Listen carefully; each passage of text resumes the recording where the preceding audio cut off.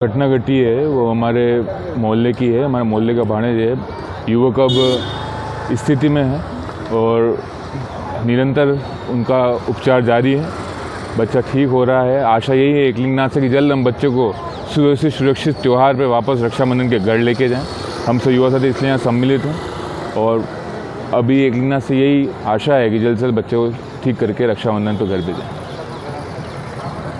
क्या आह्वान करना चाहेंगे क्षेत्र की जनता को बाजार में खरीदारी के लिए निसंकोच आए? देखिए, ऐसा कुछ भी नहीं है। माताओं बहनों को यही कहना चाहेंगे उनकी सुरक्षा के लिए, उनके साथ के लिए हम सब व्यवस्था साथी प्रशासन के साथ मुस्तैद हैं और मुस्तैद रहेंगे। कल से मुस्तैदी है, आगे भी रहेगी। माताएं बहनें कोई भी किसी तरह का संकोच ना करें। घबराने की, डरने की किसी तरह की आवश्यकता नहीं है। मेवाड़ पर हमेशा से शांति कायम रही है और शांति किसी भी स्तर पर कायम करने के लिए हम सब युवा साथी और प्रशासन मुस्तैद रहेगा। अब यही आशा है कि जल्द से जल्द जो ये हर्जाना हमने क्षति का भुगता है, जो क्षति हमें हुई है परिवार में, युवा जो आतंक कहीं ना कहीं स्कूल तक पहुंचा है, जो अपराध कहीं ना कहीं स्कूल तक पहुंचा है, उसके लिए पुरजोर और मैं कहना चाहूँगा कि कठोर नियम लागू करने पड़ेंगे। वो करे जाएंगे, परंतु किसी तरह के डर या भयभीत होकर माताओं बहनों को लेने की आवश्यकता नहीं है। राखी पर समस्त माताएं बहनें निसंकोच पधारें और अपने बाजार में पधारें, कोई दिक्कत वाली बात। देखिए, 10वीं क्लास का छात्र है, हमारे ही मोहल्ले के आगे का निवासी हैं और एक जो कहीं ना कहीं अपराध शहर में पनप रहा है, वो अपराध हमारे लिए दुर्भाग्य की बात है कि विद्यालय के प्रांगण तक वो अपराध और आतंक पहुंच गया है। बच्चों के बीच में ऐसी घटनाओं ने घटी निंदनीय है और मेरा ये मानना है कि जो व्यवस्था और जो दृढ़ता प्रशासन की आज इतनी बड़ी घटना के उपरांत दिखाई दे रही है, जो एक के बाद एक घटना उदयपुर शहर में घट रही है, मेरा मानना है कि इसके पूर्व में जैसे 8 से 9 चाकूबाजी पूरे शहर प्रांत संभाग में हो गई हैं, कहीं ना कहीं ये चुस्ती अगर वहाँ दिखाई जाती तो आज हमें दिन ना देखना पड़ता। और जो अपराध स्तर बढ़ रहा है उसके लिए हमने पूर्व में भी चेताया और आज भी कहना चाहूँगा कि प्रशासन और पदाधिकारी जितने भी हैं सब मिल के तंदुरुस्ती से मुस्तैद होकर इस अपराध से लड़ें, सुव्यवस्था दें, ताकि आने वाले वक्त में ऐसी क्षति हमारे परिवार में ना हो। आज लोगों में भय का वातावरण है। बच्चों को स्कूल भेजे कि नहीं भेजे समझ नहीं पा रहे हैं। पेरेंट्स क्या करें? नहीं, देखिए, मैं स्पष्ट रूप से कहना चाहूँगा कि ये समस्त युवा साथी, समस्त मेवाड़ पर जो 36 कौम एकत्रित यहाँ पर हमारे साथ है, वो यही कहना चाहती है कि किसी को भी निसंकोच, किसी भी अपराधी से किसी भी स्तर पर डरने की आवश्यकता नहीं। समस्त संभाग उनके साथ खड़ा है, प्रशासन खड़ा है, पदाधिकारी जो बैठे हैं उनसे मेरा निवेदन है कि अपने पद की गरिमा का और मान सम्मान के साथ साथ चुस्ती दिखाएं, इनके खिलाफ सख्त कार्रवाई की जाए और भविष्य में भी ऐसा अपराध ना पनपे। इसलिए पुलिस जैसे अभी 2-3 दिन से मुस्तैद है, ऐसी मुस्तैदी हर चौराहे पर, हर गली में दिखाती रहे, हर धर्मस्थल पर दिखाती रहे। जो अभी दिखा रही है वो दिखाती रहे, ताकि भविष्य में ऐसी घटना ना घटे, हमें हर जाना चुकाना पड़े। जहाँ बच्चों को कलम पकड़ना सिखाया जाता है, वहीं एक समुदाय चाकू पकड़ना सिखा रहा है, ये कौन सी है? देखिए, मैं आपको इस पर कहना होगा कि सड़क पे हो या विद्यालय में हो, जो चाकू मार रहे हैं, जो अपराध कर रहे हैं, उन पर सख्त कार्रवाई करना कहीं ना कहीं पुलिस की अभी सबसे प्रथम जो आवश्यकता इस शहर को है वो यही है कि उन पर सख्त कार्रवाई की जाए। और उसके उपरांत जिस तरह से अपराध बढ़ रहा है, पिछले 1 माह में मेरा जहाँ तक मानना है 9 से 10 चाकू मार की वारदातें हुई हैं, जिसके लिए चेताया भी गया है, पर न तो पदाधिकारियों न प्रशासन ने गौर तलब करके कोई ऐसा मुहिम चलाई गई, चोर बजोरी की गई, जाँच बचौत की गई। उसकी संदर्भ में मैं कहना चाहूँगा कि इनको सख्ती रखनी पड़ेगी आगे। मेवाड़ एक ऐसा प्रदेश है जिसकी पूरी दुनिया में गाथा गाई जाती है, मित्रता की हो, जातिवाद की हो, या मित्रता की मिसाइल देती है, लेकिन आज मेवाड़ में क्या हो रहा है? देखिए, मेवाड़ जरा 36 कौम को साथ लिख जाती है, पर जिस तरह से अपराध पनप रहा है, अपराधियों पर खर फरोख करनी पड़ेगी। और ये अपराध कहीं ना कहीं बच्चों में भी, दिमाग में, उनके मस्तिष्क में, उनके करपाल में घर कर चुका है।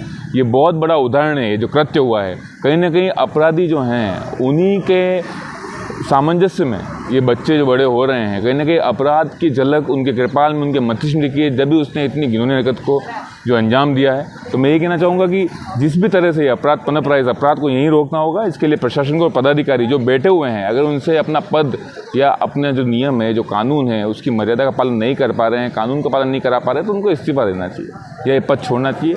क्योंकि ये जो जनता है वो प्रशासन और पदाधिकारी जिनको उन्होंने चुन के भेजा है, और जो प्रशासन जो बड़ी बड़ी गद्दियों पर कलेक्ट्री में, विभागों में विराजमान है, उनके ऊपर हम बैठे हुए हैं। तो मेरा मानना है कि सख्त कार्रवाई करनी चाहिए।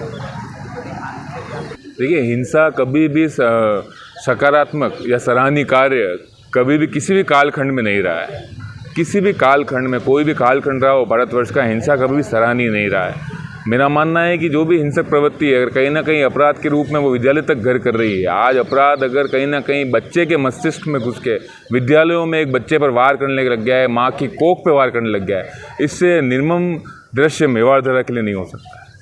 और उसके उपरांत ये कहना चाहूँगा कि आप जो आपने सवाल और पूछा कि मेरे से कि जो टूट फूट हुई है, जो नुकसान हुआ गाड़ियों का, आक्रोश में जो गाड़ियाँ फोड़ी गई, दुकानें फोड़ी गई, जो कार्रवाई की गई, मेरा कहना है गाड़ी, घर, दुकानें सब वापस मिल सकती है, पर जो प्रहार उस माँ की कोख पे हुआ है, जो बच्चा वो दर्द झेल रहा है, जो बच्चे की इंद्रियों पे प्रहार हुआ है, उसका न तो कोई मोल है, न उसका कोई तोल है, न वो वापस से ठीक हो सकता है। तो मेरा मानना है इंसान ज़रूरी कुछ नहीं है, और हिंसा के पथ पे जो चल रहे हैं, जो अपराध के पथ पे चल रहे हैं, उन पे कमर कसनी पड़ेगी प्रशासन को और पदाधिकारियों को, यही मेरा मानना है।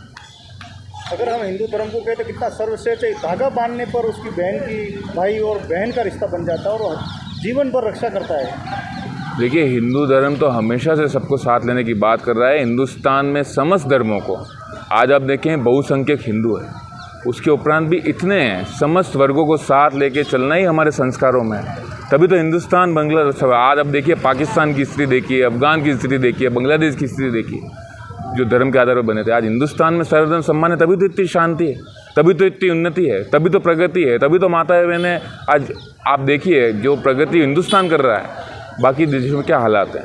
और जहाँ तक हिंदू धर्म की बात है, तो हिंदू धर्म तो हमेशा सबको सपनाता आया है, हमेशा सबकी बात करता है। भामाशाह, हकीम का भीलू राणा, हकीम का सूर, माँ पन्ना, 36 कौम को साथ लेके मेवाड़धरा के शूरवीर हिंदू हृदय सम्राट महाराणा प्रताप ने इस धरती का गौरव पराक्रम पूरे देश में पहुंचाया।